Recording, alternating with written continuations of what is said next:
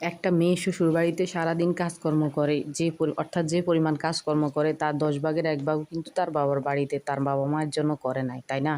আর সবচেয়ে মজার বিষয় হলো কি জানেন? শ্বশুরবাড়িতে সবার জন্য কাজকর্ম করে সে দিন শেষে কী পায়? বকা খায়, গালি খায়, তাই না? একদম চিরন্তন সত্য। প্রায় 90% মেয়েদের বেলায়ই এটা হয়।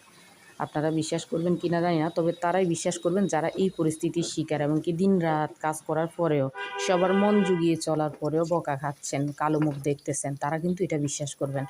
যাই হোক, আসসালামু আলাইকুম, কেমন আছেন সবাই? আশা করি সবাই আল্লাহ তাআলার রহমতে ভালো আছেন। এই তো আজকে লং ভিডিও নিয়ে চলে আসলাম। এখানে আজকে রান্নাবান্না দেখাবো। তবে রান্নাটা একদিনের না, এটা 2 দিনের মেলানো ছিল। কি করব, অসুস্থতার জন্য ভিডিও করতে পারি নাই, তাই একটু একটু করে ক্লিপ নিয়ে রাখছি, সেটাই আপনাদেরকে দেখাবো। এগুলো কমন রান্না, আপনারা সবাই পারেন, তাই আর ডিটেলসে দেখানোর প্রয়োজন নাই।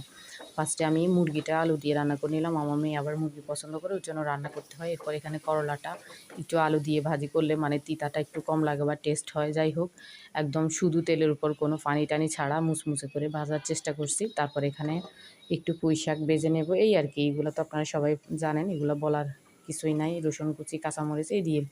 ও যেটা বলতেছিলাম শ্বশুরবাড়ির গল্প, আসলে বিশ্বাস করেন আমরা শ্বশুরবাড়িতে যে পরিমাণ কাজ করি, এটা যদি মা বাবার জন্য করতাম, মা বাবা মানে মাথায় তুলে রাখতো।